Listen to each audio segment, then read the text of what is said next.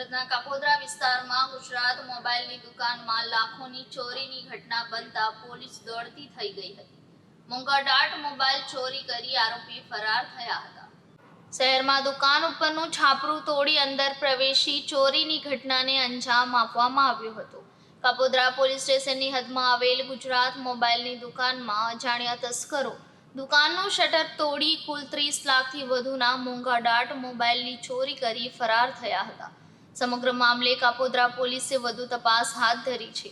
Police commissioner વગરના સુરત શહેરમાં તસ્કરો બેફામ બની ગયા છે.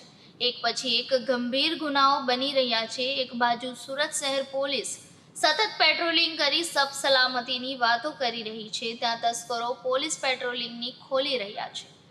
ગતરોજ મોડી રાત્રે કાપોદ્રા વિસ્તારમાં આવેલ ગુજરાત મોબાઈલની શોપમાં શટર તોડી અજાણ્યા શખ્સોએ પ્રવેશ કરી મોંઘાદાટ મોબાઈલ સહિત કુલ 30 લાખની ચોરીને અંજામ આપી ભાગી છૂટ્યા હતા. સમગ્ર મામલે કાપોદ્રા પોલીસે વધુ તપાસ હાથ ધરી છે.